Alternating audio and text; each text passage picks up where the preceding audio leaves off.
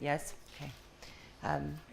So I think, given that we hopefully have 2 lectures before lunch to get through, I'm going to go ahead and start.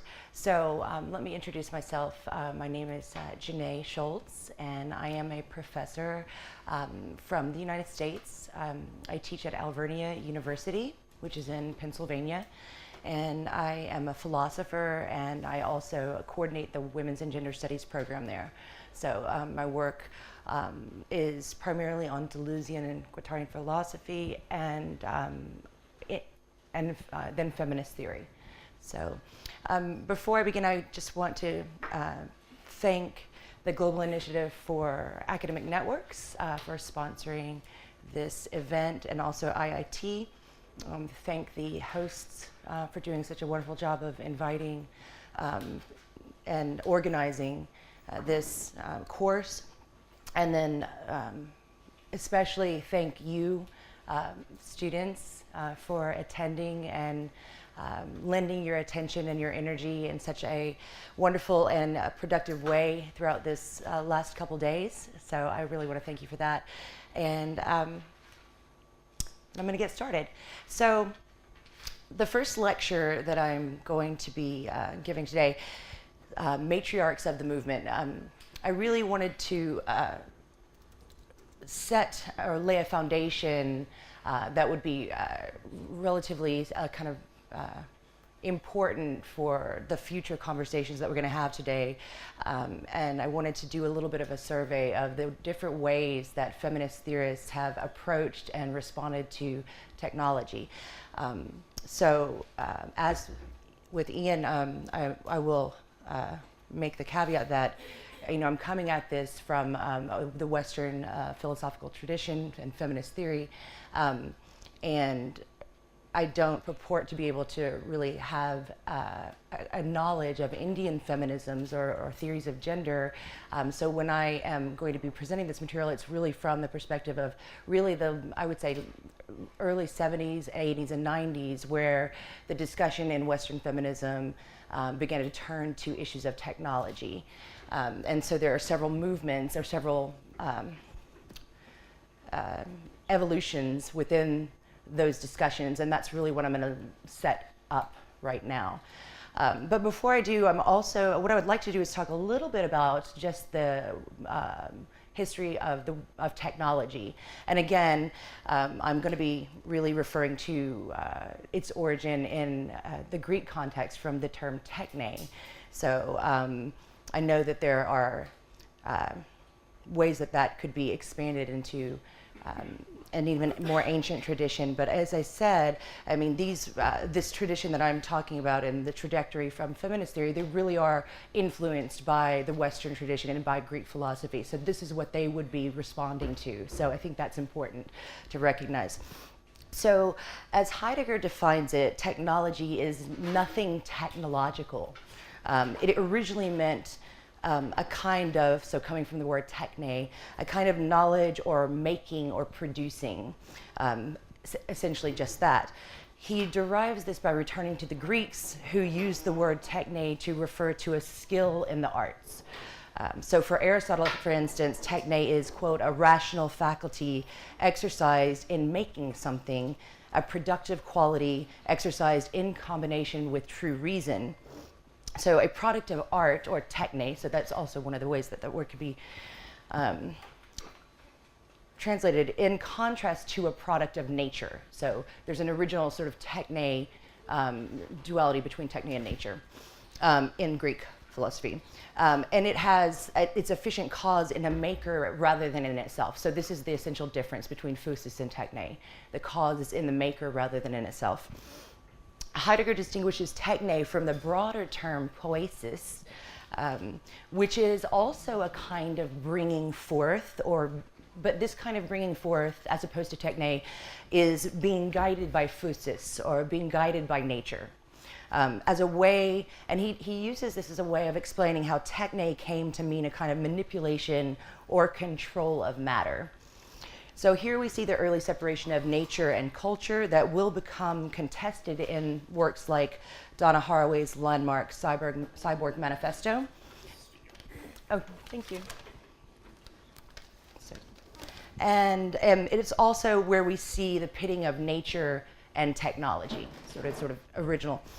So this view of technology has as the application of knowledge to nature. So the application of knowledge, the control of nature, becomes even more entrenched with Francis Bacon's publication of the New Atlas. So this is 1627.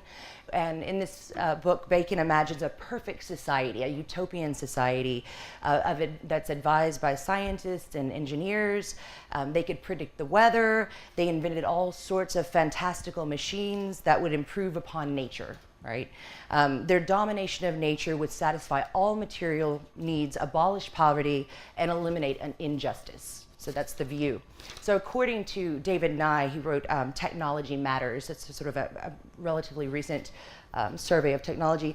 This vision helped to inspire the founding of the Royal Society in London in 1662, and it institutionalized the belief that science and invention were the engines of progress.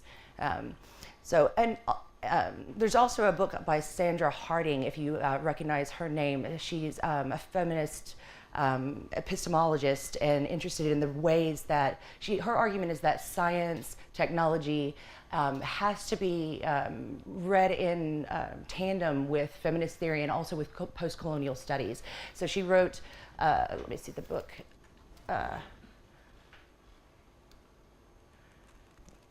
Or she actually edited a volume called the Post-Colonial Science and Technology Studies Reader. It's actually really quite excellent because just as Nye suggests that there's, this sort of institutionalization of a particular view of technology through the Royal Society, there are parts of this book where she talks about how instrumental the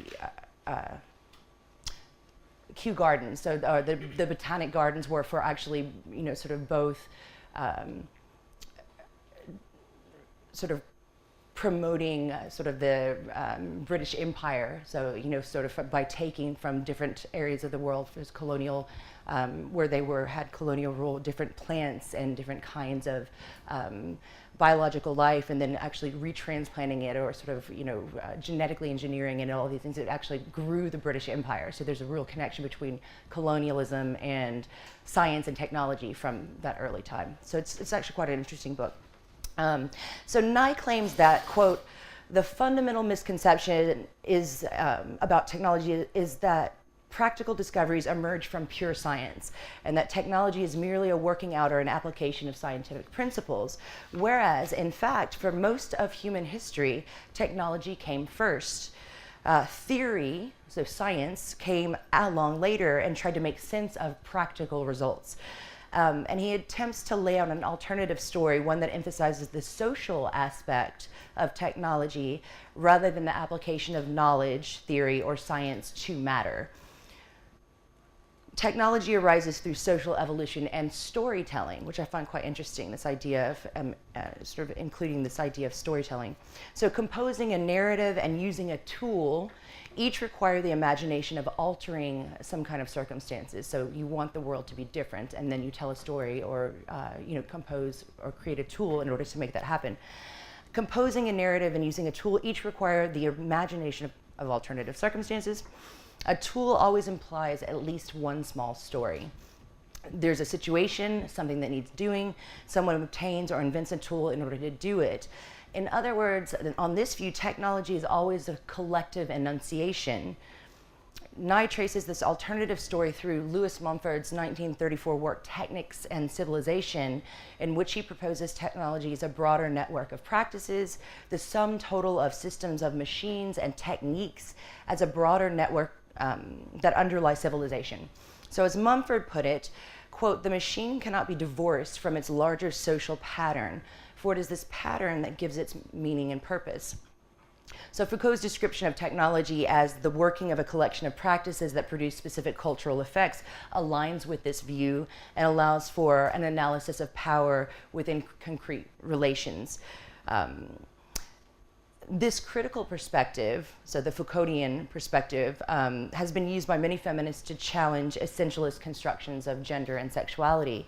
It's also the basis for discussing how gender does not stand out against technology, but is instead constituted through it. In this sense, technologies are defined in terms of how the discursive and interpretive are operative in the construction of the material and embodied. So, aligning with this view, Gilles Deleuze writes in his book on Foucault, or his book Foucault, quote, "The concrete machines are the two-form assemblages or mechanisms, whereas the abstract machine is the informal diagram." In other words, and this is, I think, the important part, the machines are social before being technical, or rather, there is a human technology which exists before a material technology. No doubt the latter develops its effects in the whole of social field, but in order for it to even be possible, the tools and material machines have to be chosen, first of all, by a diagram and taken up by assemblages. So Guattari also, he goes as far as to say this in On Machines: the technical object cannot be limited to its materiality. In techne, there are ontogenetic elements, elements of the plan, of construction, social relationships which support these technologies, a stock of knowledge, economic relations, and a whole series of interfaces onto which the technical object attaches itself. So those are just actually several touchstones in terms of ways that technology has been articulated. So at face value, and especially these last two quotes that I just read, these views of technology seem to suggest some tension, if not an impasse, between them and the most current trends in feminist thought, such as new materialism and post-humanist feminisms. Descriptions of such as these might even be part of the catalyst for the full throttle embrace of materiality as the sole subject for philosophical contemplation. Yet, I'm going to argue, Guattari's claim doesn't negate materiality, it just locates the technical object within multiple sets of material relations outside of itself.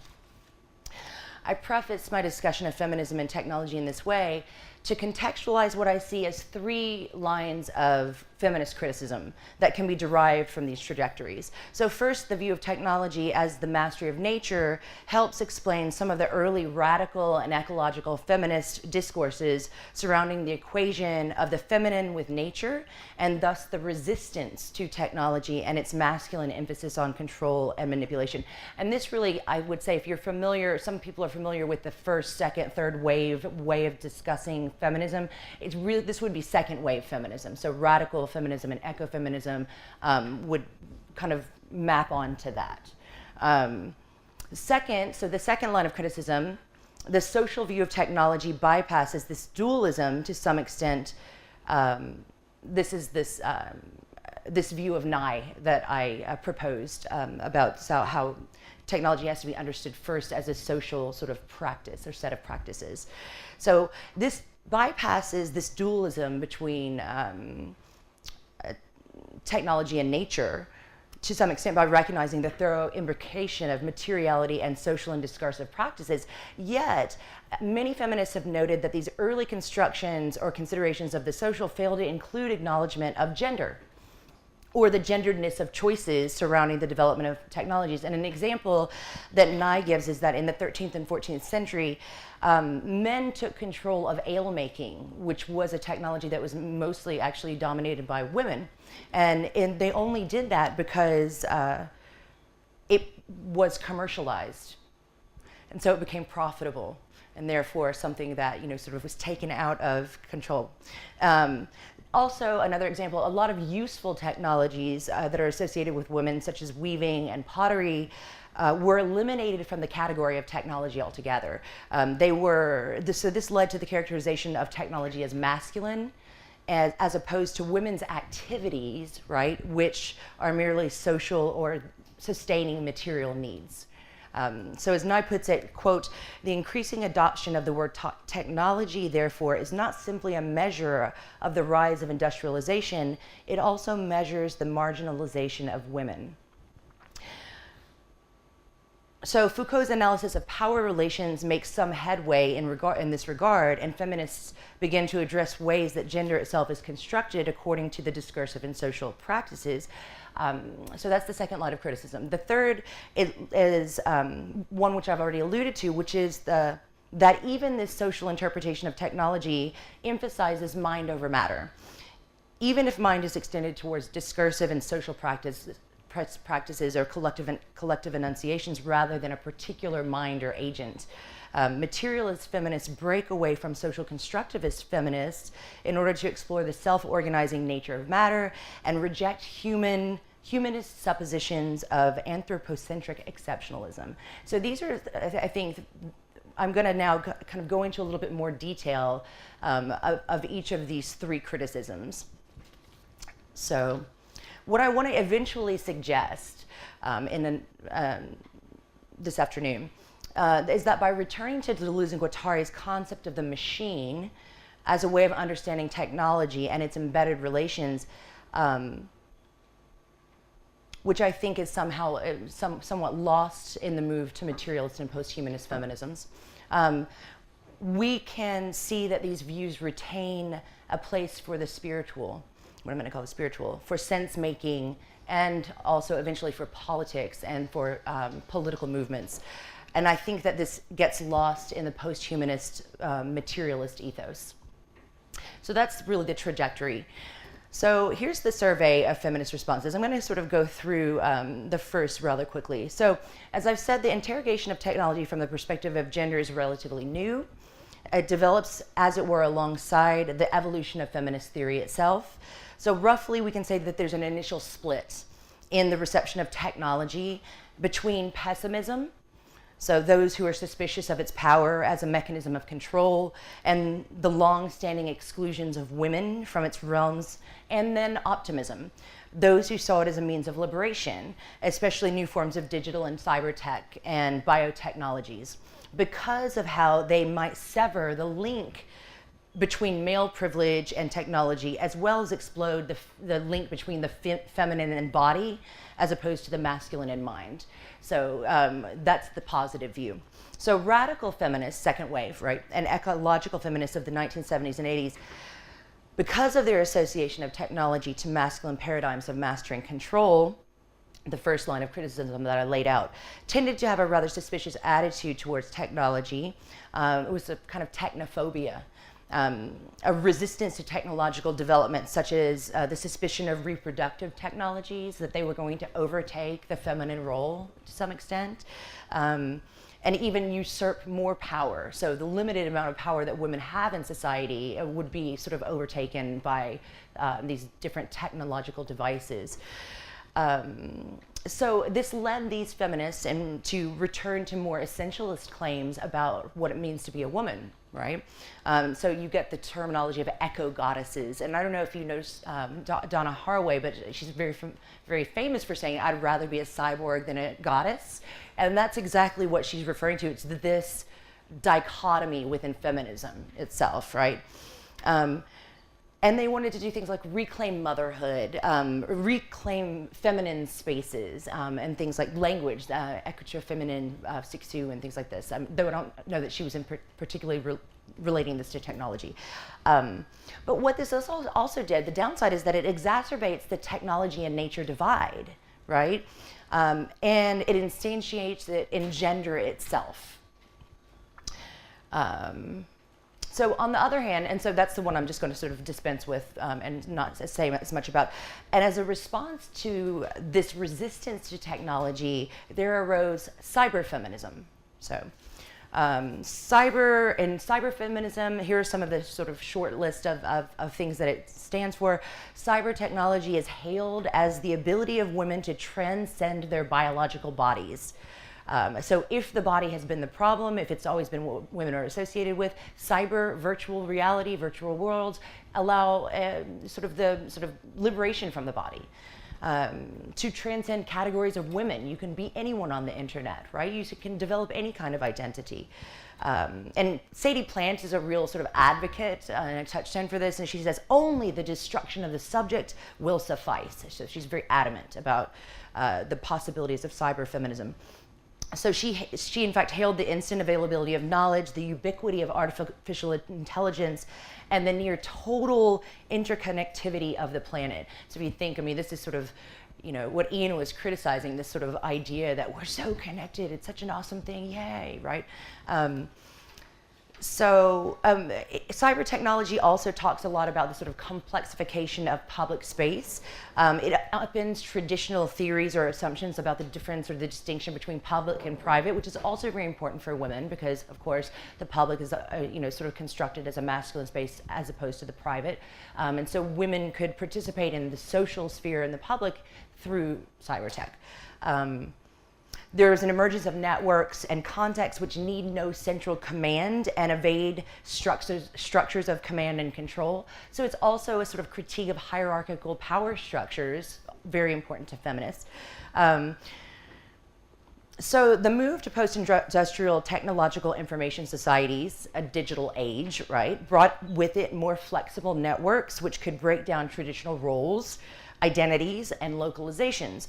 Not only was this transformation of technology seen as a transformation of the traditional masculine nature of technology towards the feminine, in other words, this is called the feminization of work. So there's, and this was seen as by cyber feminists as positive. So this is work that's not based on physicality. It's work that anyone can do, right? So that's one thing. Then not only this, the virtual digital space was met with full-fledged enthusiasm from cyber feminists who believed that moving beyond these divisions meant the ability for women's emancipation. The ability to choose lifestyles through virtual identities, reinvent the body through artificial devices, enhancements and prosthetics, even forego gender roles altogether. Biotechnologies related to reproduction, hormonal therapies, related to transitioning, for instance, would be one element of that. So the downside, right? So Judy Walkman, another touchstone in this story I'm telling about the relationship between feminism and technology, she actually wrote a book titled Techno Feminism. And she critiques cyber feminists, especially plant. So she has a specific critique of plant in her book. She critiques the view that technology as an independent virtual world that can help develop language and practices. She thinks that this idea doesn't take into consideration the social milieu. So it's important to recognize that you can sort of engage in this virtual world. You can be online. You can sort of be in your, sort of your chat rooms and everything, but you still have to return to the world. And that in fact creating virtual personas is transcending subjectivity. So this is the idea of cyber feminism, and that there's a real belief that's proposed that these kinds of discourses, these kinds of practices in the virtual world, in cyber world, they're going to remake reality somehow. So Walkman argues that this is a form of what's called technological determinism, which is to say that technology has a life of its own, right? A coercive agent that dictates social change. So the technology arrives and then it in and of itself sort of determines who we will be. Now you can think of sort of McClellan's mantra, the medium is the message here. Eventually, technology itself determines the meaning of reality, an inevitable form of control. And so you can think of also things like the cultural manifestations of this belief, like films like The Terminator or The Matrix, right? So techno-feminism is more progressive. So it doesn't think of technological determinism in the sense of sort of like, oh gosh, the robots are going to kill us, right? But it's nonetheless deterministic. So techno-feminist progressivism interprets the possibilities opened up by the new technologies of the web, cyber world, biotech, positively rather than with this hyperbolic angst, the robots are going to kill us. But it's deterministic nonetheless. This aligns with a new critique of Prometheanism being perpetuated now in light of the Anthropocene studies. So if this idea that, this technology is going to save us, right? So rather than kill us, it's going to save us. End story. In his review of technology from 1400 to 1800 called Capitalism and Material Life, Ferdinand Brodel rejected technological determinism in essence, claiming that mere awareness of particular tools or machines doesn't automatically force a society to adopt them or to keep them.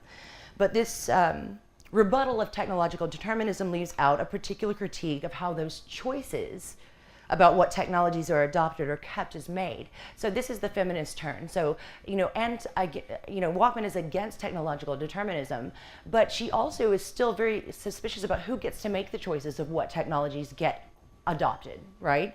And this is where techno feminism can be quite useful. Walkman believes that the early cyber feminism is one-sided. Imagining the possibilities that the virtual world makes possible fails to address that technology doesn't exist in a vacuum or just for itself, that those disembodied subjectivities are first still existing within a set of social relations to which they must return, and that the very virtual worlds themselves are constructed through the prejudices and values of its users, which happen to be predominantly male. And there are so many examples of this. The one that comes to mind, I use it in my class all the time, video game culture of misogyny. So Gamergate, everybody knows Gamergate. It's quite interesting. I mean, it sort of broke, it sort of became front page news when the New York Times reported that a prominent feminist, Anita Sarkeesian, right? She had to cancel an appearance at Utah University because there was a threat, and this is, quote, the deadliest school shooting in American history if she got on the stage. Right? So not just violence or not just the possibility of a bomb, but we will come to your university and we will bomb it worse than any other school bombing or not bomb it, I'm sorry, shoot it up worse than any school shooting in the history of the United States, right? So that's pretty powerful. So Gamergate, it's a kind of assemblage that's based on a certain set of rules that exclude certain individuals, namely women, discourses of misogyny, rape jokes, intimidation, and things like this. And so this is actually, this doesn't have to be the way it is, but this is definitely, how the prejudice and biases of social relations in this society actually enter into the technology itself.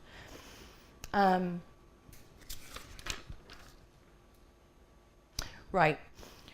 Doxing is another example of this. So this is indicative of a political strategy that's taken up by the alt-right in the United States and men's rights groups that have catapulted to a certain kind of violent and fascist rhetoric to the forefront of American politics. And it's bled over, I know in particular, into the policing of academics in the United States and intellectual production. So you have the use of, this sort of sifting through old YouTube clips and old, sort of digitized papers like this one, and then to a set of members of the alt-right community, they'll just sort of flood these messages. Oh, look at this person, look at this person, look at this person. And then all of a sudden you've got institutions who are being called, and there's hate mail, and there's all sorts of things. So these are ways that negative things happen with cyberspace. So Walkman's critique also extends to the idea that cyber feminism fails to include the influence of capitalism, commercialism, branding. It's not a utopic free space, in other words, right? It's too naive, essentially. So the next iteration is cyborg feminism. And this actually is sort of a corrective to cyber feminism.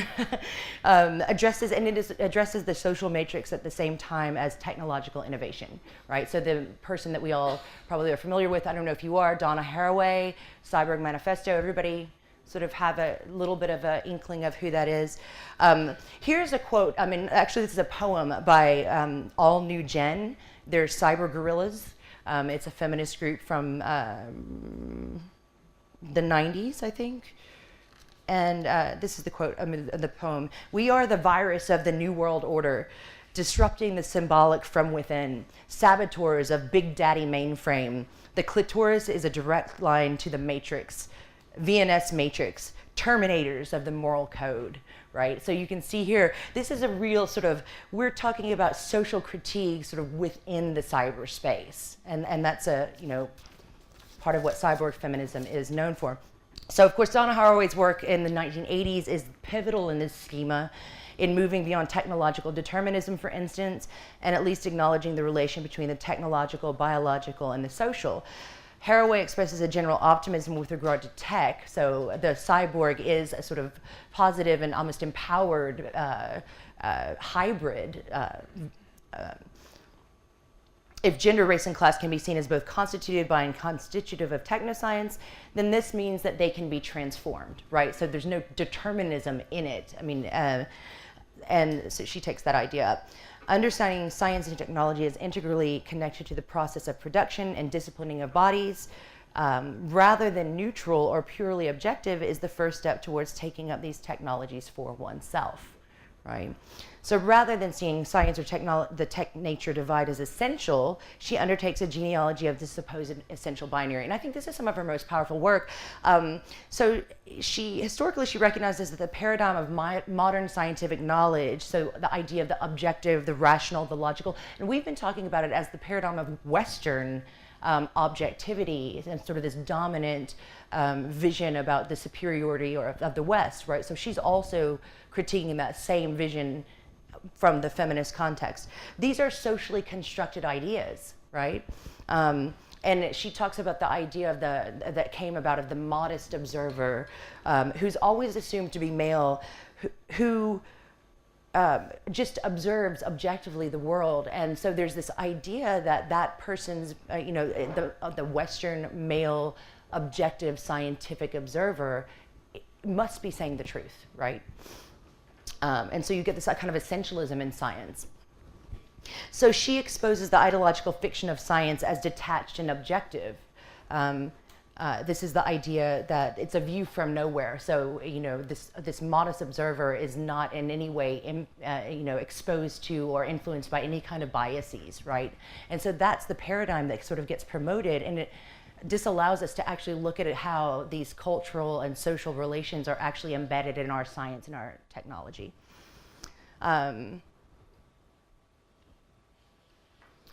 So this constitutive role of narrative, metaphor, and the genealogy that she constructs here, reconstructs, lead her to advocate for new narratives. So the cyborg is a narrative, it's a metaphor, right? It's a new way that we can actually start to understand our place in relationship to the social and technological.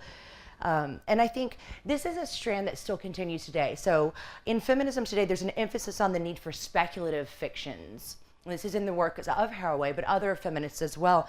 Imaginative futures. And this does link up again with Deleuze's call for fabulation and invention. So I'm going to talk a little bit about that later. But the rich history within feminism, feminist thought itself is, emphasizes this need for narrative. So you can think of Haraway and her reappropriation of metaphors of the body, or Sixtu's écriture féminine, so feminine narratives. So this has got a rich history in feminism as well. So the cyborg feminist insights. Categories of race, gender, and even class are fluid and malleable. They can be forged through practices of technoscience themselves. There's no natural body. We're all techno bodies already, influenced by informatics, media technology, and biotechnologies. There's an eradication of the distinction between the natural and the cultural. It's in this context that Haraway suggests the conceptual persona of the cyborg, which is a way of addressing past iterations of feminist encounters with technology as somehow outside gender. So she's also critiquing this kind of essentialism within the sort of pessimistic view of technology. So no, we can't just separate and say, well, we're just not going to deal with technology. We're already imbricated. There's already a hybridity, right?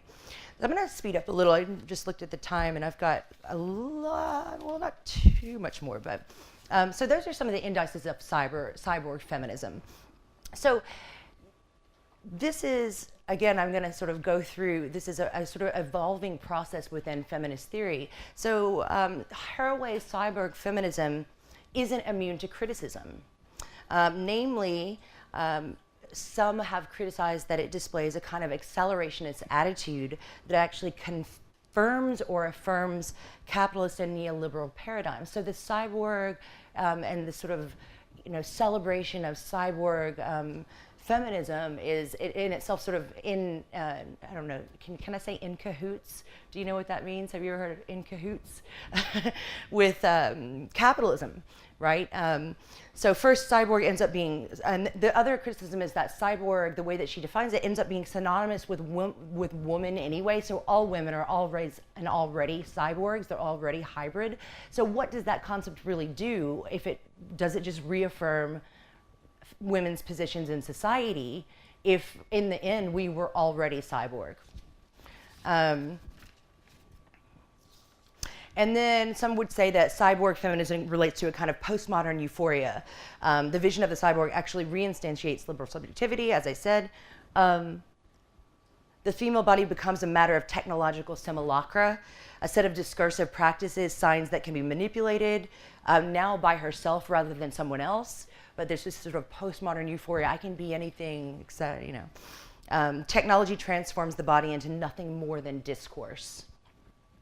So then you have Techno Feminism, and this is 2000 Judy Walkman's work. So we've gone from the 70s, 80s, 90s to 2000 now. So we're kind of coming into the present, which is the idea that I wanted for this lecture. And she introduces a new path for addressing techno-science and feminist relations, which levies a critique of Haraway's earlier work as too quickly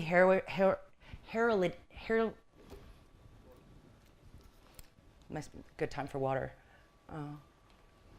Heralding the promise of technology to change gender relations and move beyond them. Essentially, her insight is that the material semiotic approach of Haraway gives way to a kind of semiotic play. So her essential critique is that even though Haraway is at her best when she actually talks about the sort of material body and cyber technology relationship, it ends up that her cyborg feminism really begins to sort of move in the direction of the semiotic, right? And so the material gets kind of left out. That's essentially her claim. And I'm going to sort of skip, that's the nutshell of what her claim is. So for the interest of time, I'm going to skip some of that. But what Judy Walkman advocates then is to address women's and men's concrete socio-technological practices and how these practices are sanctioned socially, right?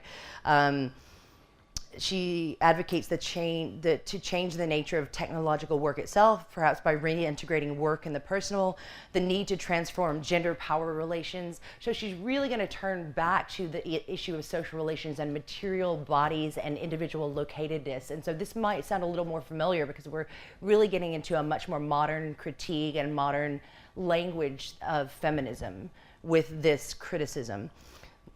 So all of this is pretty much background in order to prepare us to understand what's going on today. That is, what are the current trends in feminism with relationship to technology, capitalism and globalization, social relations, and the environment.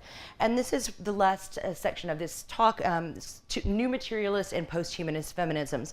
So in particular, this history has given me some insight into the impetus behind new materialist feminisms, and even more currently and very much in line and attached to new materialist post-humanist feminisms. It seems that the thread that links these past discussions of feminism and technology with these two movements is a desire to reject the early cyber feminist celebration of disembodiment, right? And also the Promethean undertones of cyborg feminism, both of which seem to miss what's called the fleshiness, that's a real new materialist term, right? And the embeddedness of technology within social relations, and more ontologically, a deeply materialist relationality with the environment and other non-human entities and forces, right? So the question for materialist feminists is, first, are these movements fleshy enough? And the answer seems to be no, resoundingly. And following from that, materialist feminists want to interrogate what exactly is this fleshiness and how are we materially related to other beings, human, inhuman, organic, and inorganic. And they begin to actually understand this in terms of, I'm going to suggest in my next lecture the idea of assemblage, which is in many ways, and the machinic, which are concepts that are really indebted to Deleuze and Guattari. So these questions of new materialists lead to two major paradigm shifts: the rejection of anthropocentrism in nature and in technology. And that's an interesting idea, right? So techne, which was originally, at least in the Greek context, defined as a making that has its origin in the maker rather than in itself. It seems to have some kind of tension with that original understanding. And the rejection of human exceptionalism. So those are the two paradigm shifts. And the latter relates to a kind of embrace of what we might call a flat ontology. So this idea that all entities exist in a non-hierarchical sort of plane of existence, and humans are not exceptional or shouldn't be treated as exceptional in that sort of grouping. So my question is, what does this rejection of the human actually do for feminism and for our understanding of technology? And does it go too far? So that's where I will end with that question. And, you know, I plan to try to answer it. Okay, sure. So my question, so as I said, so what I've moved to is, so how did we get here? Materialist and post-humanist feminisms, these are sort of really, they're what's going on right now. They're what's happening. And, you know, they seem to be premised on two different paradigm shifts. One is the rejection of anthropocentrism, right? And then and human exceptionalism, right? So my question is, what does this do for feminism, this rejection of the human, and what does it do to our understanding of technology, right? And does it go too far? So maybe that sort of gives away my position a little bit. But these are genuine questions. You know, I'm really trying to, use this as an occasion to really engage with new materialist feminism, which is, I know, you know, sort of in the back of my mind, there's a lot of new materialism that's influenced by Deleuze and Guattari. I'm not necessarily a new materialist, but it seems like something I should know about. So this was a real attempt for me to really think about how do I position myself as a feminist, as a Deleuze and Guattari scholar within this whole narrative. And so that, I guess, I don't know if we do have some time for questions. I am so proud of myself. So I'll leave it at that for now. And you know, take questions? Yes. Yeah, in relation to this evolving cyber and then cyborg feminism, and the whole, opposition which goes up to doxing, and, death and rape threats all over the place. But how would you relate all of this to the idea of fanish spaces, fandom, as almost a feminist ghetto? Feminist and queer ghetto. So a ghetto? Well, not really a ghetto. Or would you call it a more a sort of safe space? No, I'm not sure I would, because Okay. yeah, I mean, both. Both. It could be either. Yeah. So what are these spaces? Yeah. Yeah. So in relation to your perspective, Yeah. from inside, of course it's a safe space, but given the reactions one gets the moment one emerges from these safe spaces Right. into what we might call mainstream cyberculture, it does feel a little ghettoized. Right. The reaction from places like Reddit, even Reddit, never mind 4chan and all the other alternate hubs, is, basically go back to your little fandom. Yeah. Well, I mean, yeah. So the idea, just like in, I don't want to say the real world, but maybe, but in actual sort of physical spaces, is that one can feel comfortable without, sort of feeling that one has to go to a place to feel comfortable, right? and that seems to be the sort of issue that you're dealing with or that you're thinking about. I mean, in one sense, it's really nice to have spaces where one can speak and share, and there is something. There's a lot, of people who laud those spaces as community building, and they can be. But if I would say those communities are so insular and so inward-looking, not to recognize that there's something problematic about the fact that they can't engage with external spaces. And I think that actually it's really interesting to think of it this way, because the next lecture I'm going to be talking about the idea of the machinic, right? And even with sort of the machine or the assemblage, it's never, one of the sort of characteristics is that it's always sort of externally relating, right? And if you can't do that, that would not be a good machine. Right? I mean, if you're unable to connect, or if those connections are somehow, I would say, dangerous, or that's not a good thing, right? There's all these bubbles, basically. Mm-hmm. Within those, there's a lot of self-criticism and subtler formalizations and factions, Mm-hmm. basically, within the safe space. But at the same time, because the safe spaces are and maybe have to be Yeah. so insular. Yeah.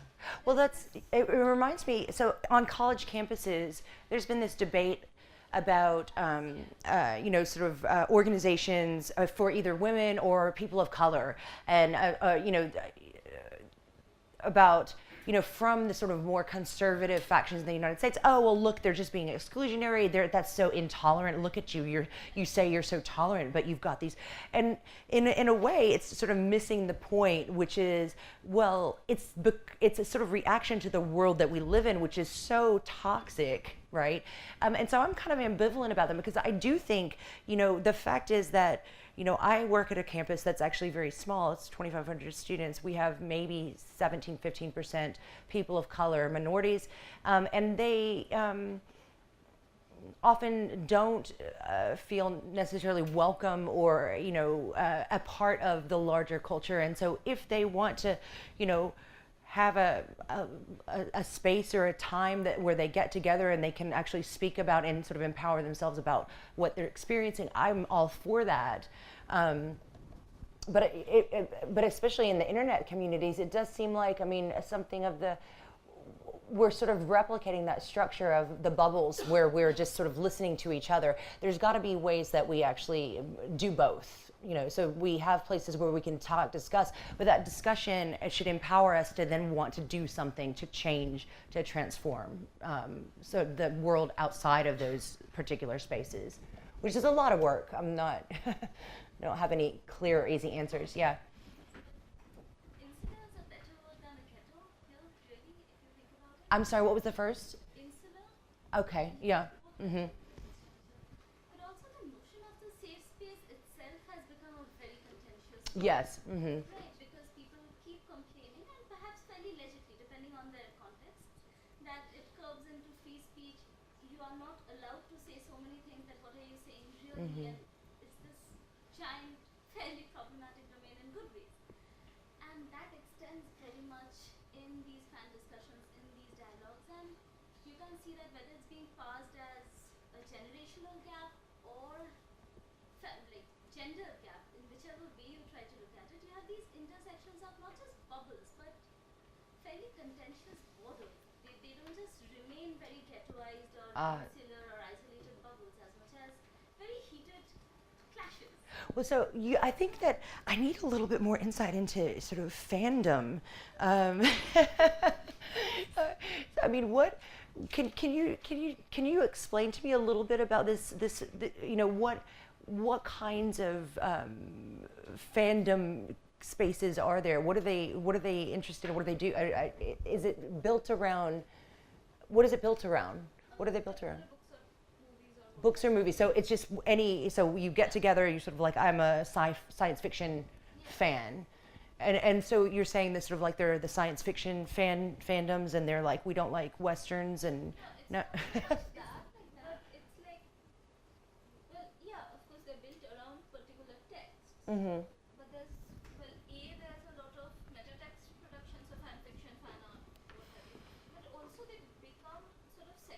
communities, primarily on the internet, but it goes back, right? So you have, during the very early Star Trek days, you have fanzines being literally mailed back and forth by all these people. And currently, and because it's already a much more open or welcoming set of communities, a lot of conversation about feminism, queer studies, lived realities as being feminist, queer, of color, Right.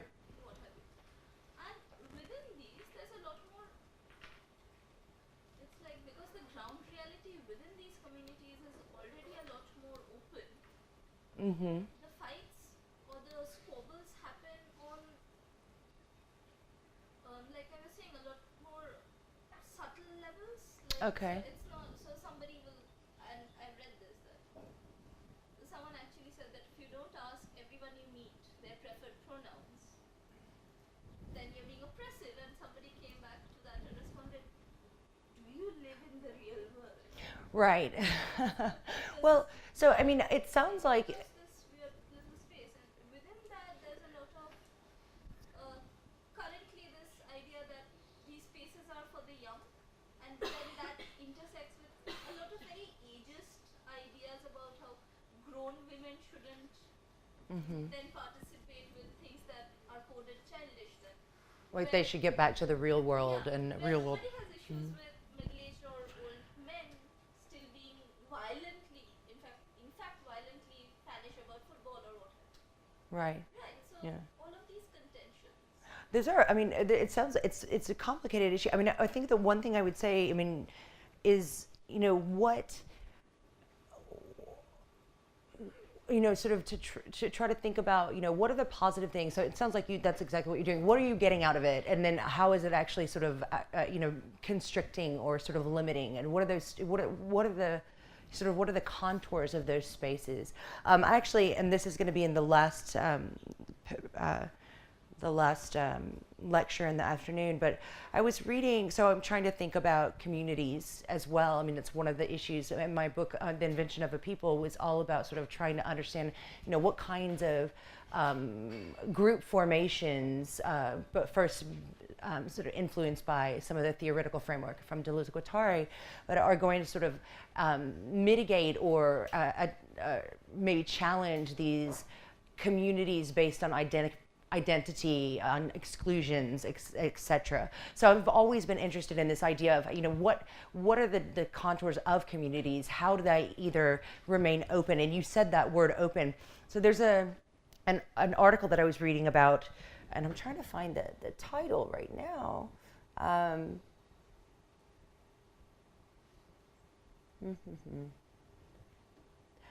But it's about this idea of, you know, how do we maintain sort of open cyberspaces? And it's interesting because it's about this idea of hosting, about actually rather, there's got to be a shift away from the sense of ownership of the space. And that's the only way that it's going to actually remain open to the other. So my interest in that is, from a feminist perspective, how do we create spaces and social formations that don't sort of exclude and become these sort of contentious spaces, sort of unethical spaces in a way. And you know, we have to think of what does it mean to make a space that hosts or that remains open to otherness, or and even from itself. So one of the things with these communities, right, there's a kind of necessity to sort of protect the space. So you're sort of naturally sort of drawn towards sort of, oh no, this is, you know, territory, you know, territorializing, this is my space. And there, you know, that in itself can end up being also negative. So it's a it's ambiguous, let's say. So, and that's what I think that I'm hearing with what you say. I mean, it's not, there's no easy answer, but it's an ambiguous space. So thinking about ways that we can make it or maintain that openness actually requires a kind of self-critical attitude that you have to sort of internally construct and understand in the community itself. Any other questions? This is not a very formulative question. I was just thinking, since I'm not doing feminism, so certainly I'm not That's very okay. I'm not very informed about these things. But you know, this juncture that you referred to in the feminist theory between the matter And the gradually with the structuralist thinking and the way it's setting and it talked about discourse and the constantly discursivization of the spaces of politics and all that. You know, in the Indian context, this separation, I think, didn't really take place. If you just, take out consideration about the writings in the 20th century, in the 19th century, the Bengali women's, the kind of writing they produced, they constantly, tried to address the woman's subjectivity question, the self-subjectivity question within, these somatic, these formations. So what I just want to, what I want you to reflect on, how you do, how you rather place the question of Indian feminism in the vis-a-vis this separation. Well, actually, I mean, obviously, one of the things I would say is that I wouldn't place it because I don't think that, that's my place. I mean, I would hope, and what I would love to do is to actually hear, so talk about hosting, I consider this space a place where I hopefully make room for the other in the sense of those who know more about it than I do. But, I mean, I think that's actually really insightful. And I think you're right. I mean, there are many different kinds of epistemologies and different kinds of indigenous knowledges that are, through post-colonial studies, through transnational feminism, which I'm going to get to, have sort of re-entered. And there's a need from even those perspectives to really critique Western feminism as itself a centric space that sort of has, that needs to open itself to other ways of understanding feminism and gender and these issues. And I think definitely the dichotomy of mind matter, I mean, it's just sort of philosophy 101 in terms of Western culture. I mean, it's just so entrenched. And so these feminisms, I mean, you have to deal with it. You have to understand that that's the paradigm from which they are sort of beginning. I would say that one of the things that I look to is not who's right or wrong. I mean, well, actually, I'm not opposed to critique, so I take that back to some extent. But that, looking at resources to think differently. So if in Indian feminism, there's another model, then I think that's important to actually now recognize needs to be brought in. And I was hoping that I would be able to generate some discussions where, given the framework that I'm setting up, some of you who are more familiar with or have more insight into those issues and those experiences could help me sort of even become more familiar. And I've read one person who I really like, Chandra Mohanty, and Feminism Without Borders, and it does seem, I mean, I base a lot of my understanding of transnational feminism on figures like her, who really talk about the need to sort of disrupt these images of sort of a universal developing world and the universal third world woman. And there seems to be, even in her perspective, this idea that the idea of the politics of location and situation and singularity, which would, I think, be also something that Deleuzian theory kind of could correspond with, right? So this idea of situatedness, this idea of singularity, this idea that, there is that's been very helpful for me to kind of see how there are other ways of addressing these issues that need to actually come back in. So that would be my response. Yes? I have a question. Entire discussion on feminism in its newer versions, Cyborg, Techno Feminism, and Cyborg Feminism, and then new materialist feminism. I was a little curious in terms of how do these varieties of feminisms which have evolved come into conversation, or maybe into maybe an polarized conversation as such, with issues such as religion, and in special the whole small cult churches which have evolved in various parts of North America, or maybe new churches. For instance, you can take the case of the Mormons itself, the Mormons, and also how do these varieties of feminists come into negotiation or conversation with categories such as queer? Where are they comfortable with them? Yeah. Or how? And the third is, are they comfortable with how do they position themselves with men? Because men men again is is a category which comes in degrees. There can be varieties of men, varieties of colors in men, etc. Right. Well, okay, so thank you for your question. I've put religion, queer, and men, and it's just kind of a nice, nice constellation there on my page. So in terms of religion, I mean, that's an interesting question. I really, I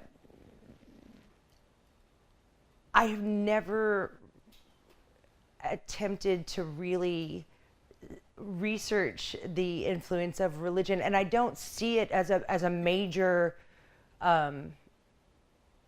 point of intersection with these critiques necessarily.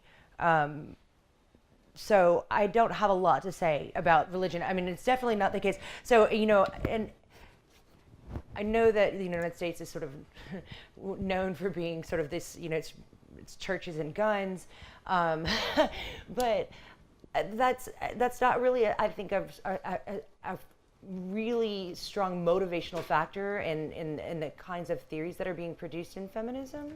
So that's all I'll have to say about that. In terms of the queer issue, though, it is actually interesting. Well, actually, let me actually answer your question about how it is that I see these discussions, sort of the evolution happening, and is it sort of, is it through contention?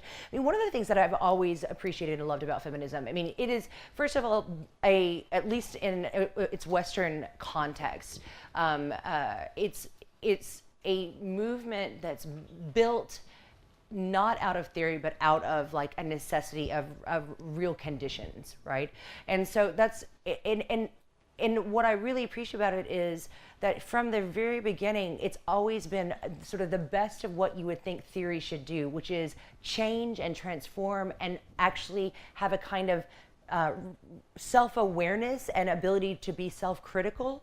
So I see that as part of what feminism is inherently, right? So I see this kind of trajectory that I've laid out as not one of contention, but one of, oh, you know, look, this was a sort of a first iteration, or this is a first articulation. Let's think about what technology is. Let's look at sort of its historical models. And then, oh, wait a second. So what gets left out? How does that not account for these actual lived experiences of these particular women? So the issue of looking beyond cyber feminism, I think, you know, I think that no cyber feminist today would say, oh yeah, you know, no, I hate that idea. I think it's wrong. I think there would be sort of, oh, you know what? That sounds right. We should consider those things. So I don't see it as a contention or as a kind of contentious sort of space of multiple sort of competing theories. I see it more as the way that feminism has always, at least ideally, and there are some people who are a little bit more cynical than me about the possibilities of feminism to be self-critical, especially in relationship to the issue of queerness. So this is not the whole story of feminism, for one. I mean, it's really specifically related to, I really, you know, until I really started to take up this issue of technology, I had not a clear narrative of this particular progression in feminism that I do now. But there's also, you know, issues when we look more specifically at gender, or if we, then we would see another kind of line of discourse and another narrative. And I think that you're right to point out, I mean, there are, especially I think highly publicized right now, and contentions between certain factions of feminists and queer theory. And I think that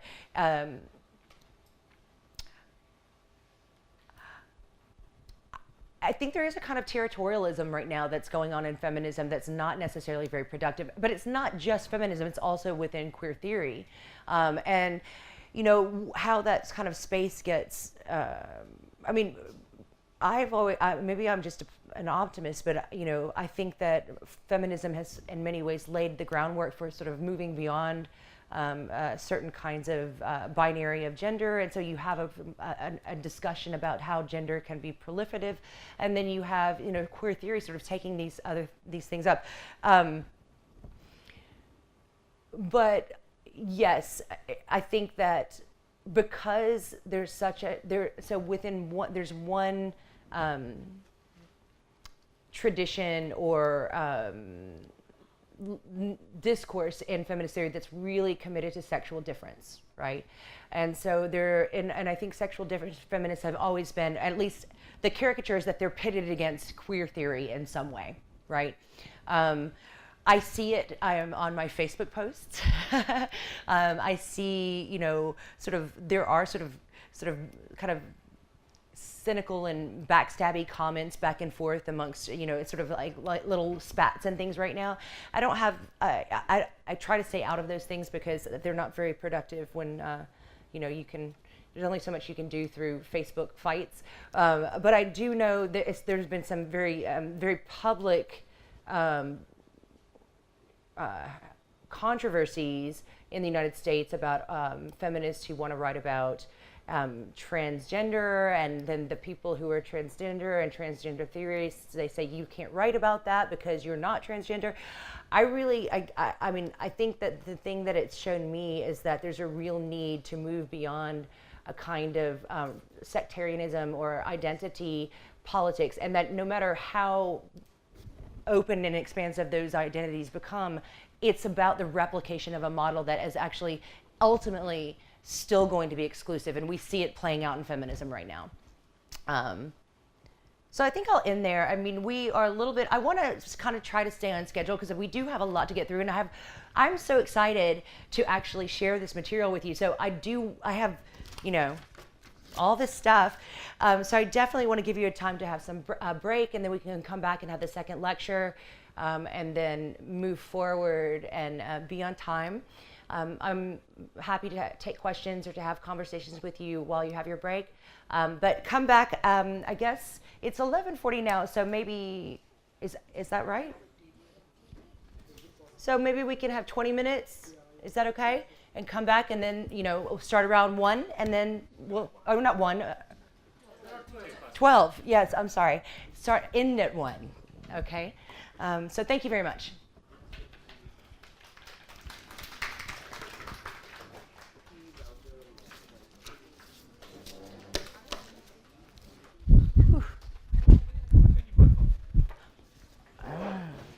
That's it.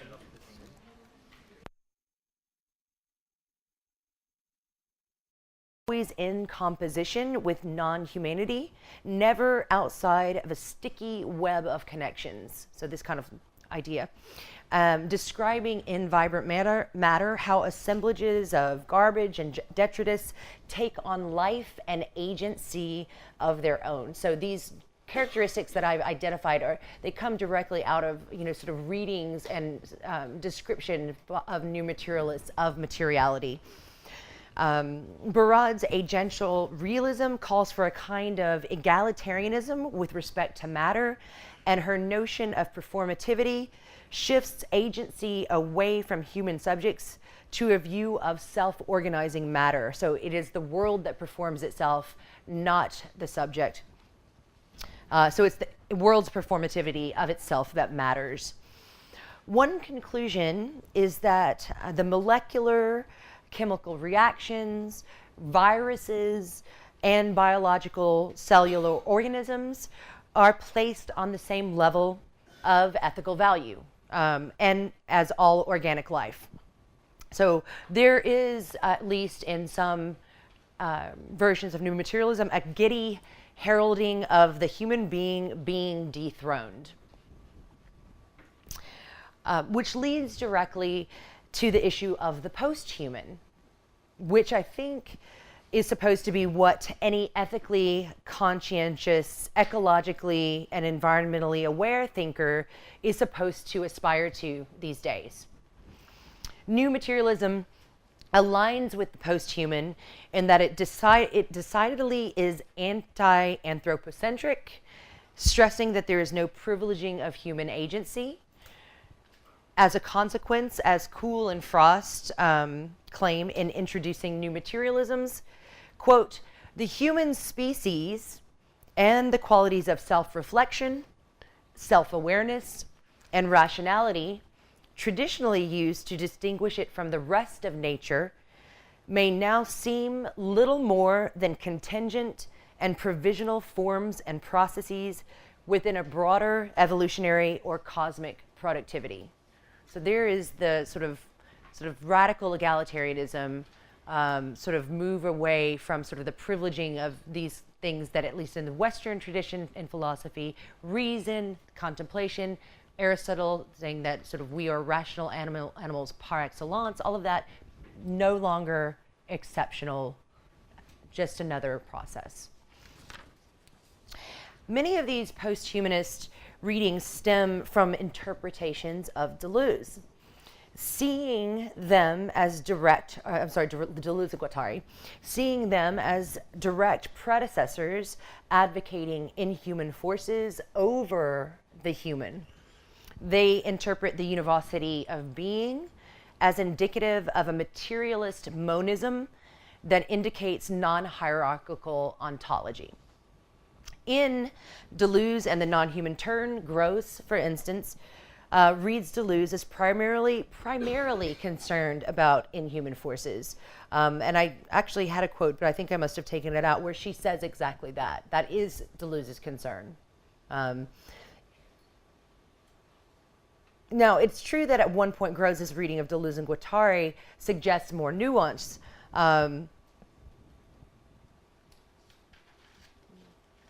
Yet this earlier attempt to make room for a materialist notion of mind, consciousness, human sense-making. So she actually says in 2011 that new materialism incorporates that which is commonly opposed to it, the ideal, the conceptual, the mind, or consciousness. But by 2015, in Deleuze and the Non-Human Turn, she's actually really taking this harder sense that it's the inhuman that Deleuze is really interested in, right? So that sort of is interesting to think about why and what that implies.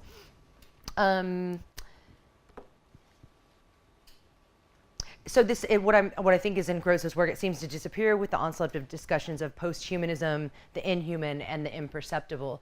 So Ian was just telling me that a new book has come out that I probably should read by Gross about the incorporeal, which may complicate this story. I don't know. So that's where I'm at now. So I think it's important to note that feminist biologists themselves have weighed in on this appropriation of biological language by new materialism. And I'll be brief on this, but I think in my research, I found this quite interesting. So there's an article entitled Matter in the Shadows, Feminist New Materialism and the Practices of Colonialism by Debalina Roy and Banu Subramaniam, who are a molecular biologist and an organismal biologist. And they, in this article, they worry about what they call the curiously disembodied, right? Curiously, because new materialism, the curiously disembodied nature of new materialist distribution of interest that make it possible to focus on bacteria, birds, lizards, etc., quote, without having to refer to the embodied materialities affected through their contact with political systems of powers such as gender, class, race, and colonialism. So there's a kind of disembodiment in the sort of new materialist kind of like discussion of all material kind of entities, you know. So similarly, Stephanie Clare on the politics of new materialism suggests that the faith in non-human agency and inorganic vitality is over-optimistic, that breakdown of species boundaries is attended with a certain kind of idealism, which fails to account for the incorporation of animality within biopower itself. She seems to think that celebration of the inhuman democracy of subjects or objects doesn't attend to different positions, also economic, class, race, that affect these relations. So there's a kind of, I'd say, refrain there. So now, as I said, I realize that there are a number of interpretations of posthumanism, some of which provide more nuance and room for a kind of post-human subjectivity than others. So Brododi, in her most recent iterations of the post-human, as in post-human critical theory, so it's one of the readings that I suggested, are case in point.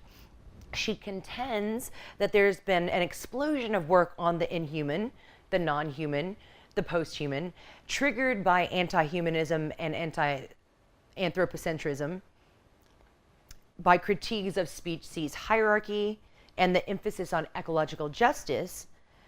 And she says that in large they are influenced by Deleuze and Guattari's monistic account. Yet, she also wants to contend that her post-humanism recuperates a place for subjectivity. So this was sort of the problem that several thinkers have, sort of identified. So what happens to the subject? What happens to the human? What happens to race, class, social relations, etc.? So a place for subjectivity, human subjectivity, that is. So Braidoti claims that post-humanism seeks to reground concepts and practices of subjectivity in a fragmented world, populated by forces and autonomous affects. It is a move beyond post-structural anti-humanism, so the idea of the death of the subject, which in her view led to a kind of moral and cognitive relativism. So I'm just sort of kind of taking directly from her self-account of what she thinks post-humanism is, right? She calls reaction, and it's what's interesting is she calls reactions against post-humanism as repeating some post-structuralist prerogatives towards the death of man knee-jerk. So she's saying, kind of heading off the criticism, right? So if she says, well, if you call post-humanism, if you critique it for not having a place for the human or for the subject, you're just, sort of, that's just a knee-jerk reaction that's actually based on post-structuralist critiques and prerogatives. And to me, what this suggests is that she recognizes the inherent problem in new materialism and wants to dismiss them. For her, the post-human necessitates a methodology that combines monistic neo-materialism with feminist politics of location. So embodiment and lived experience, which emphasizes the situated nature of knowledge. She says that monism doesn't eliminate differences, but dismantles hierarchical structures that have coded them, allowing us to see that the world and humans are materially embedded subjects in process of circulating nomadically within webs of relations. These connections produce assemblages that she defines as trans-individual forms of subjectivity. So she wants to maintain subjectivity, but she's definitely sort of transforming the concept. So to the trans-individual forms of subjectivity that include non-human factors and technological mediations. Subjectivity then becomes a space of relational encounter. Braidoti wants a nature-culture continuum which stresses embodied and embrained eminence, involving negotiations with biogenesis, neurosciences, environmental sciences, race, gender, ethnicity, and disability studies. So this is then all wrapped up in advanced capitalism.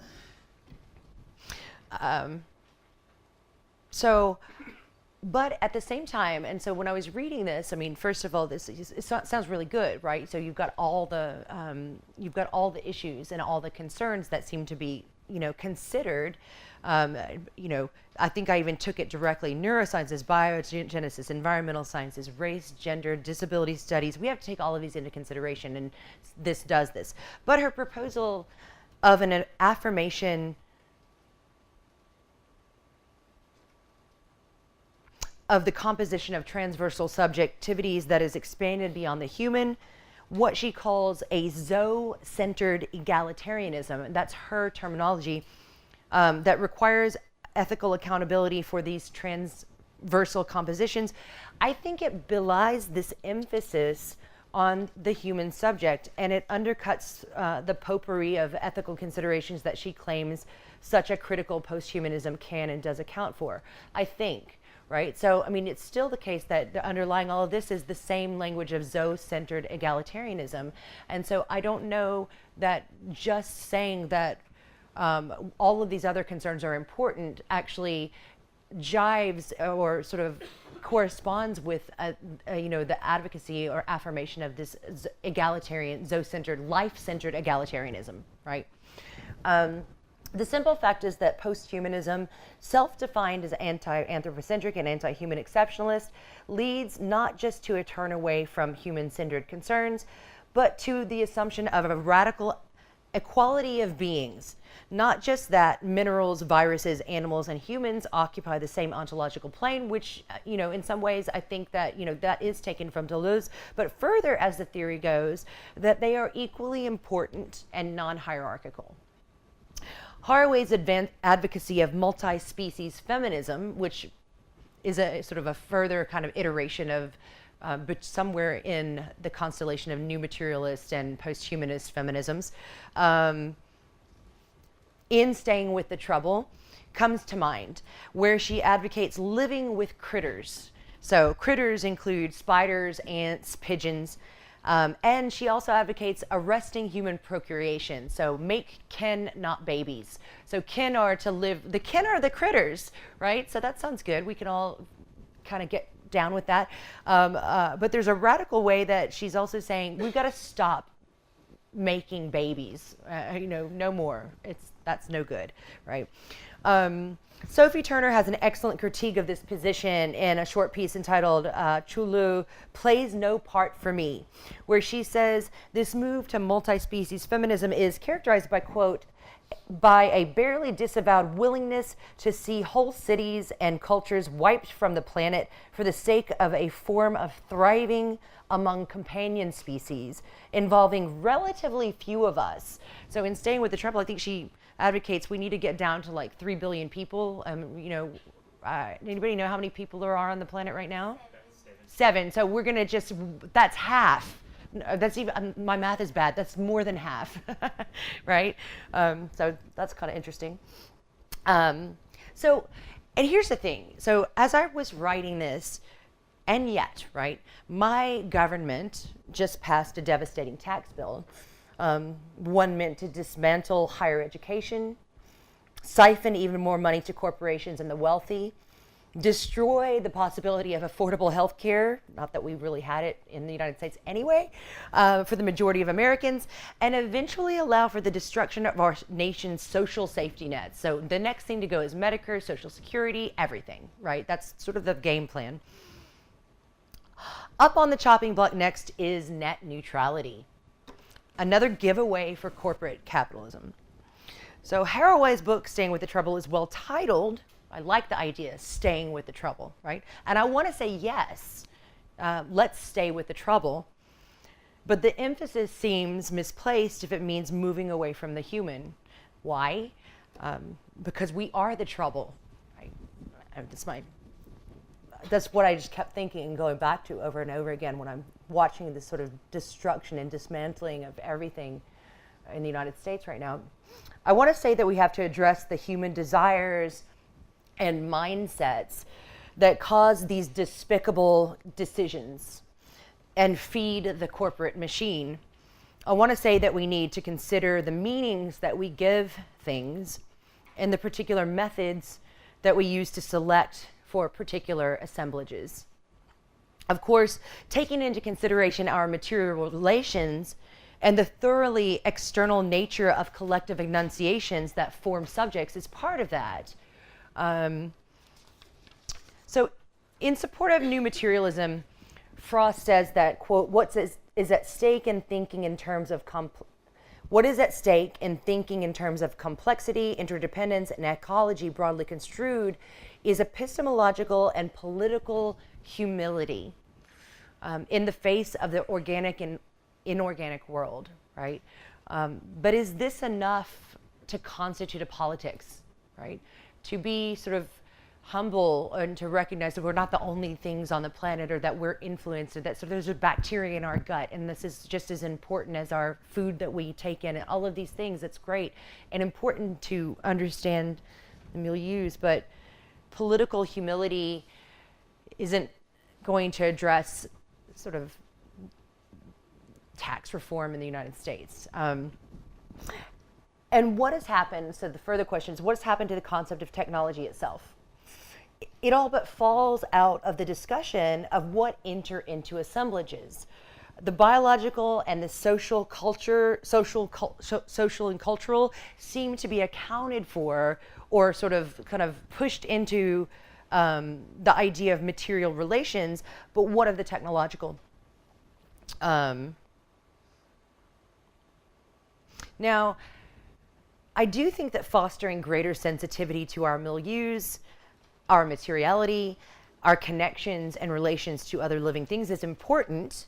And in fact, I write about that. So you can find sort of phrases. One of the ethical imperatives I draw from Deleuze and Guattari is that we have to foster a greater sensitivity to eminence, what I would consider sort of this sort of milieu, right? Sort of material relations included in that, and that we have a responsibility to others who are non-human as well as human. So I'm totally down with that. But in this move to the post-human and celebration of ontological monism, we seem to have thrown the baby out with the bathwater. You ever heard that phrase before? Right? And watered down, so haha, I'm continuing the metaphor. I'm really not very good at jokes, not like Ian. Our ability to say anything meaningful about actual pragmatic conditions of human interaction. To speak about meaning, to make meanings, is a particularly human endeavor that I want to reintroduce into the equation. As an aside, though some new materialists attribute the eradication of subjectivity and the move to the non-human to Deleuze himself, even purporting to reclaim subjectivity. So I'm reading a bunch of post-humanism articles, and there's this sort of mischaracterization of Deleuze as sort of denying the subject and subjectivity, and but we have reclaimed a space for this now, and I'm just sort of baffled by this. Deleuze absolutely maintains a concept of subjectivity, albeit radically transformed from the independent subject-object, so ego. So yes, he's critical of the cogito and of a Cartesian subject. And so he speaks about subjectivity in terms of collective enunciations, which form subjectivities, that are then occupied by various individuals, so taken out. These collective enunciations form subjectivities that then individuals kind of inhabit. And part of me wonders why the insistence on novelty or departure from Deleuze as a rich resource in conceiving subjectivity, or if these interpretations are really bringing something new to the table at all. I think rather that feminism would benefit from reviewing and utilizing the rich conceptual schemas that Deleuze's work provides in this regard. In particular, the ideas of sense and expression that seem to fall by the wayside in some materialist accounts of the non-hierarchical interaction and transversal relations of bodies. So I'm not the first to make this critique. Keith Ansel Pearson in Deleuze and New Materialism, Naturalism, Norms and Ethics, acknowledged that Deleuze is important for new materialism, but that he also, quote, bequeaths a complex legacy to contemporary thought about the human. And he worries, so Keith Ansel Pearson worries, that the anti-humanist appropriations, although indicated by Deleuze and Guattari's work, are in fact overlooking the clear focus on the ethical task of human emancipation that Deleuze and Guattari set forth. Pearson argues that though Deleuze's materialism does not entail that there is no cosmic exceptionalism, so everything plays by the same rules, right? This does not mean that there aren't assemblages of greater complexity, that there aren't distinctive human potentials to be ethical and make decisions. So Pearson turns to Deleuze's early essay, Instincts and Institutions, to show that Deleuze understands the human species as ethically and politically distinguished by its propensity for invention of both institutions and norms, right? That's what it makes. What Pearson takes issue with, as do I, is the key implication in new materialism that, quote, there is no privileging of human bodies or even human capacities for agency in Deleuze and Guattari. end quote. This makes little sense of Deleuze's emphasis on subjectivity, agency, the human capacity for invention, and selection, and ethos. And some of those terms, I mean, even the first quote that first two quotes I read about the machine, about the diagram and sort of the way that it comes before, sort of the human technology before a material technology, that the diagram is selected. I mean, these are ways that we can talk about agency, and I think even Ian had said something about assemblages and as sort of having a kind of, or purporting a kind of agency. So Pearson identifies this humanist impetus in Deleuze's work with his reading of Spinoza. But I want to argue that we can find it immediately in the concept closest to materialist appropriations, the machinic agissement itself. So machinic assemblage. The purported motor of this materialistic vision of the plane of eminence. So let me explain. In purporting their ontological vision, materialists and post-humanist feminisms rely on a set of conceptual shifts towards relations over individuals or discrete entities and processes over final form that have often been influenced by the language of the machinic assemblage as a designation for the kind of univocal operations of materiality, forces, and flows. And this is a determination, the language of the assemblage, that moves through the work of Deleuze and Guattari. Brodati is the clearest example of this. She characterizes her position as a monistic, neo-materialist, post-human philosophy in direct lineage with the monist ontology that she ascribes to Deleuze and Guattari. Vis-a-vis their concepts of the machinic assemblage and the plane of eminence that it conjures, she posits the unity of all matter. Brodati claims that Deleuze and Guattari broaden the principle of autopoiesis to cover machines or allopoetic systems of technological others. So the autopoietic has this sort of, it's sort of process of emergence within itself. Allopoietic actually has it external to itself. Those are the two terms. And thus maintains that Deleuze and Guattari's materialism does not maintain a categorical separation between natural entities and manufactured artifacts. So this is ontological univocity, which gets translated elsewhere into her words, the continuum of nature culture, of zoe-egalitarianism. Also not her words, but another way of talking about this is the democracy of objects, right? And so this all comes from this understanding of sort of, you know, a sort of machinic plane of eminence, where, so, right. Now, though many new materialists have to a large extent come to reject the language of the machinic in favor of a more vitalist language like vibrant matter, right? They retain the language of assemblage and highlighted the relational ontology that this suggests. So everything is assemblage, everything is relational ontology. These are all different assemblages that then, you know, we have to consider in terms of the milieu of materiality and how these different forms and bodies form assemblages that are trans-individual, etc.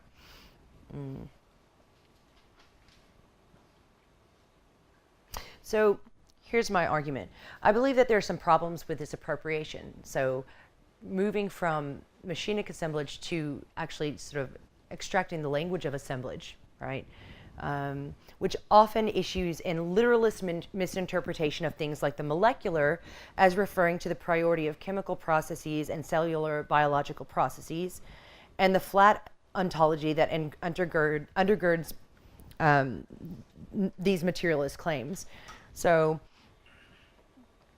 my argument would be that the path through Deleuze has to be revisited, and that's what I'm going to do now.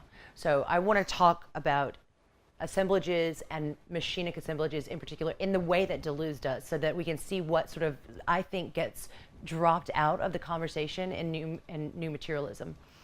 So first claim, assemblages are not merely combinations of material elements, This may seem overly simple, but even if this is tacitly understood in new materialist and post-humanist writing, so it often isn't addressed sufficiently. The assemblages that come to be highlighted are usually examples of material entities and bodies.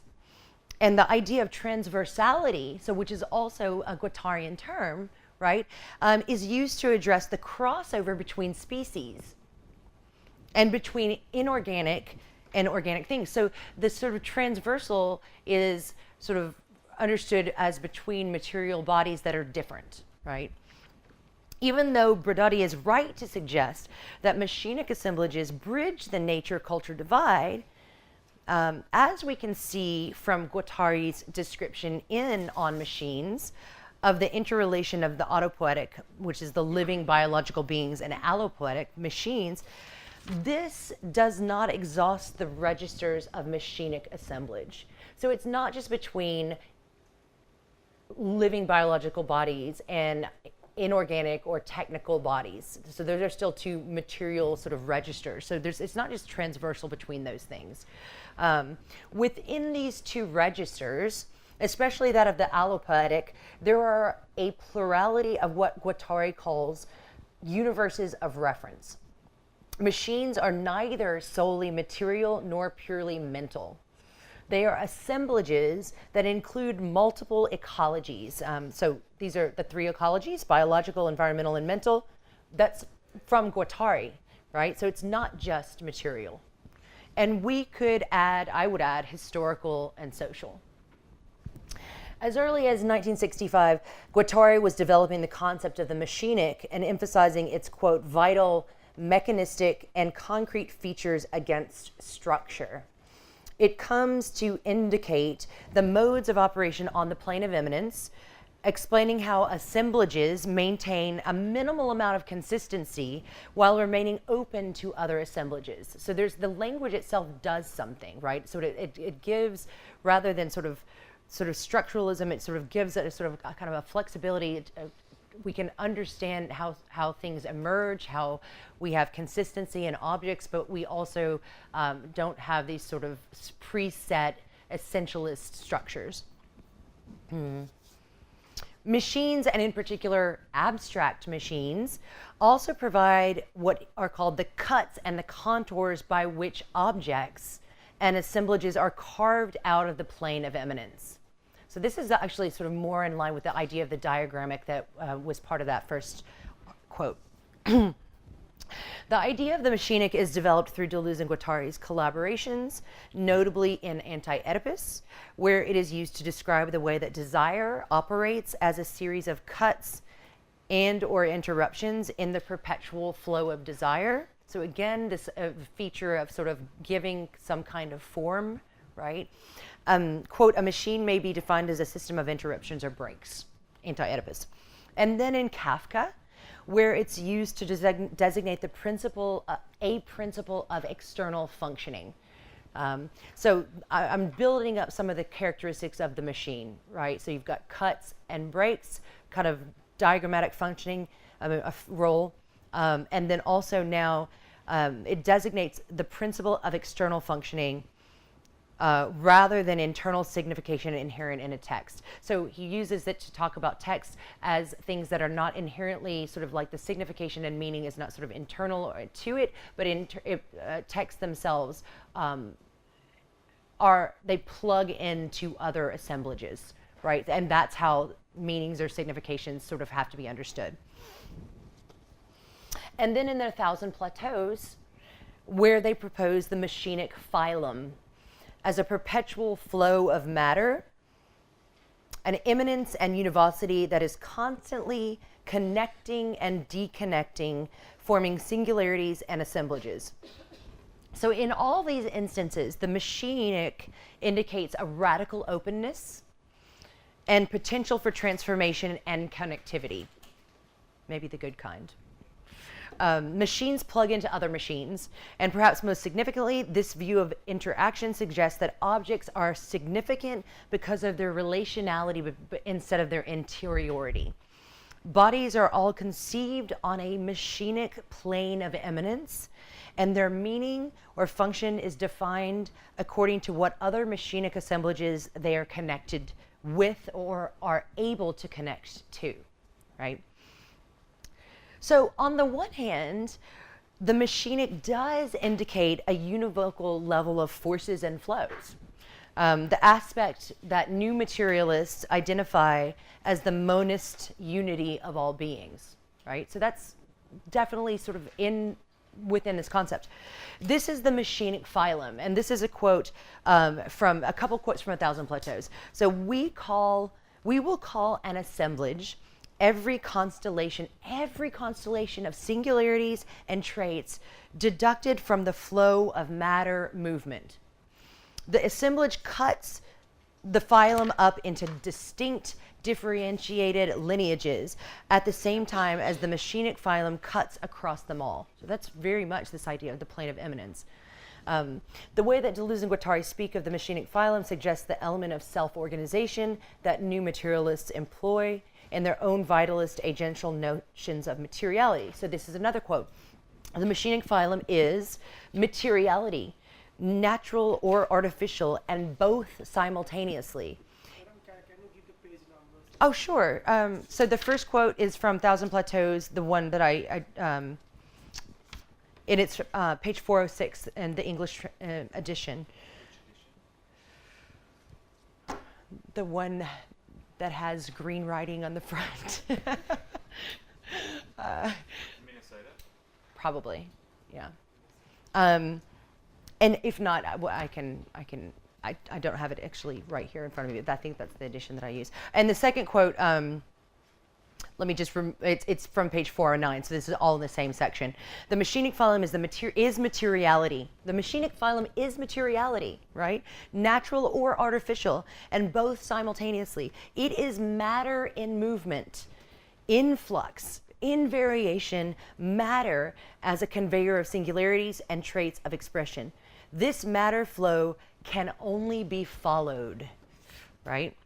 Thus, the machinic phylum does suggest matter as dynamic and filled with potentials, intensive forces, and does also suggest a plane of eminence in which all forces and bodies are essentially connected, ontological univocity.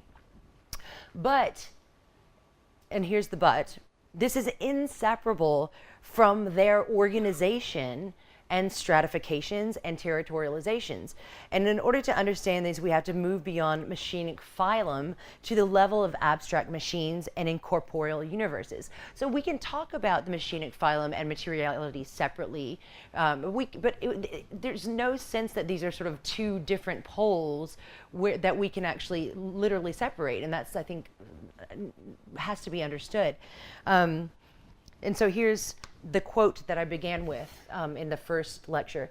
The concrete machine are the two-form assemblages or mechanisms, whereas the abstract machine is the informal diagram. In other words, the machines are social before being technical, or rather, there is a human technology which exists before a material technology. No doubt, the latter develops its effects in the whole social field, but in order for it to even be possible, the tools or material machines have to be chosen first of all by a diagram and taken up by assemblages. So though there's an ontogenetic level to machinism, Deleuze also talks about diagrammatism, concept creation, and principles of selection that happens on and within planes of eminence. The plane of eminence has to be constructed. Deleuze clearly reserves a particular space and role for human interaction and intervention via abstract machines. So essentially, and this is by far one of the most sort of, I don't know, contested or even just sort of vague concepts. I mean, abstract machine is hard to understand and to even explain. So I'll do my best. But so essentially, abstract machines link material and semiotic elements. That's what they say. Moving between entirely heterogeneous series, not just different levels of materiality. So you remember I said transversality, it seems, in new materialism is sort of taken, at least within the examples, to sort of exist between different kinds of species or different beings or different kinds of bodies. Transversality is related specifically, it is the characteristic of abstract machines, and it's related to different heterogeneous series, not just of material beings, but between material and semiotic elements. Very different. These heterogeneous series can include physical objects, events, and material flows, but they can also include signs, forms of content, signs, utterances, and forms of expression. In fact, abstract machines are inextricably composed of forms of content, which are materiality, and forms of expression, which I'm interpreting loosely as a kind of sense-making.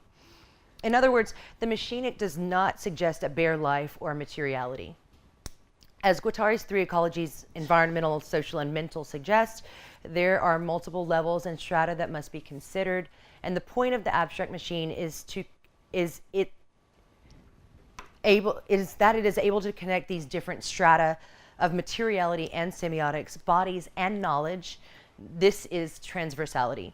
Not just cross-species or intra-relations among different material bodies, molecular, chemical, organic, inorganic, as materialists seem to suggest. Deleuze and Guattari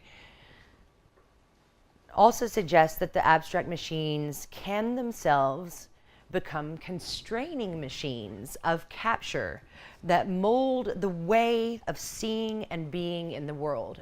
And this is machinic enslavement, right?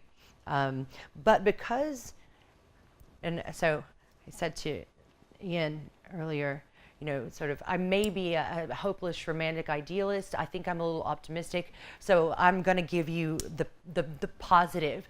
So abstract machines can and are themselves, there are ones that are constraining. A machinic enslavement of capitalism is the case in point. It is the assemblage, machinic assemblage of our time, right?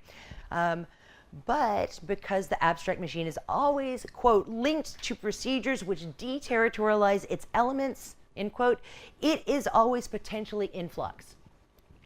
Abstract machines confer meaning, yet, so they can sort of capture and they can confer meaning, yet Deleuze and Guattari often stress that the machinic can also include a principle of selection, and thus are sense-making machines that can either be constrictive or liberatory. So, there, you know, not everything is lost. We can have, there's a possibility for liberation as well. And I think this is a key way that the machinic exceeds the new materialist focus on just self-organization, okay? In moving from explanations of material machinic systems to systems of oppression and capture, you have to move through social relations, which are composed as an assemblage of forms of content and expression. So in other words, in order to really even understand the machinic assemblage of capitalism, right? I mean, either to do social critique, to talk about political movements and politics, this other additional element of the machinic has to be understood and has to sort of be reincorporated into the discussion and into the analysis. So this does not mean that Deleuze and Guattari revert merely to the social linguistic construction model, rather than an aggregate of discursive materials, assemblages are organized ways of seeing and relating to the world that include non-discursive yet still expressive affective elements as well as discursive and significatory elements. So I don't really have time for this detour, but it's helpful to remember that Deleuze finds significant, in the logic of a sense, he talks about Stoic logic. And for the Stoics, though they are thorough materialists, right? They posited sables as incorporeals. And these were effects of material interactions and bodies, right? Thus, they're not considered to be official causes of relations themselves, but for the Stoics, the expression of matter, right? These expressions, these sables, is sense, right? So states of affairs may be composed of content and intermingling of bodies, the materialistic aspect, but what is expressed is and are non-corporeal attributes which nonetheless have a kind of quasi-effect. And I think that's really important to remember. I mean, this is actually in his logic of sense and his discussion of the Stoics, and it's what he finds important about their work. They can be thoroughly materialist in terms of their ontology, but they also leave room for this idea of sense. Because the quasi-effect is that it expresses a set of relations and ways of being within an assemblage, carving out locations, roles, etc. So if we've learned nothing from Austin, right, it's that commands affect corporeal transformations. Therefore, abstract machines composed of a certain ordering of material and expressive relations can either be constrictive or liberating, right? It is in reinvigorating the virtual potentials in expressing them, sense, creation, that an abstract machine can break away from order, words, and commands that constrain these relations, offering new pathways, etc.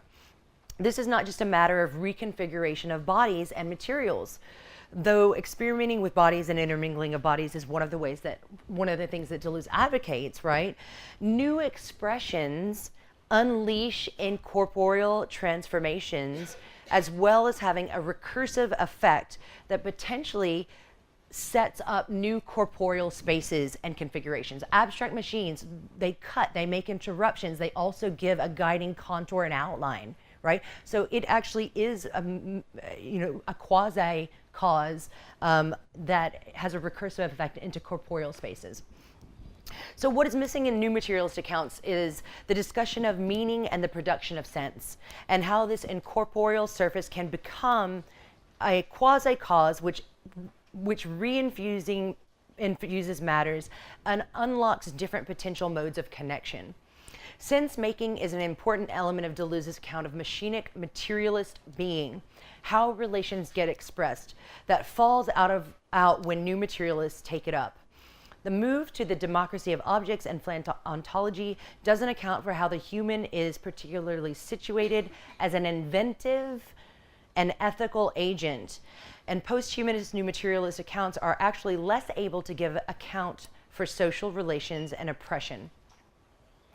Given that the role of social liberation is fundamental in Deleuze and Guattari's work, perhaps even primary to consider in order to even begin thinking of imminent engagements and furthering particular cosmic becomings, this elision of sense-making and the de-emphasis on the human are potentially detrimental to these causes.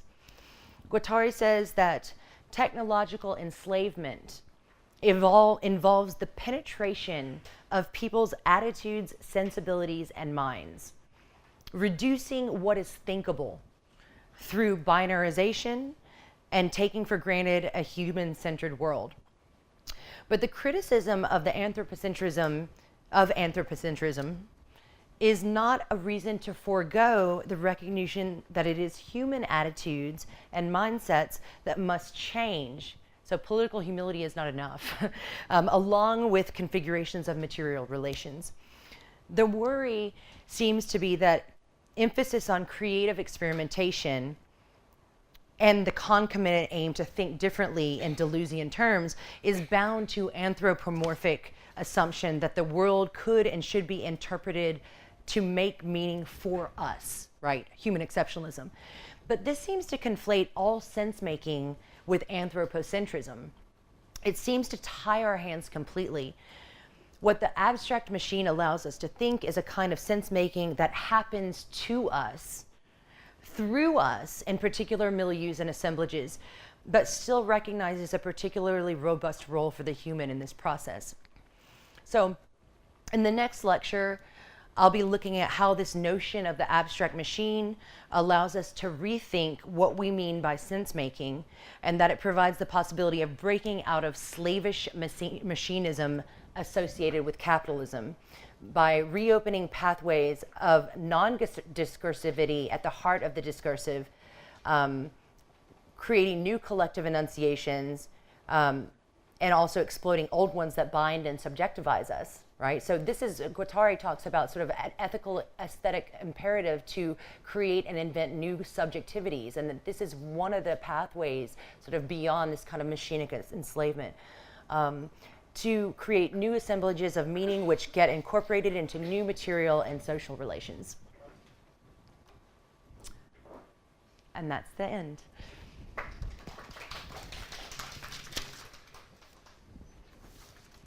So I know that was a little bit more technical, but I think I really wanted to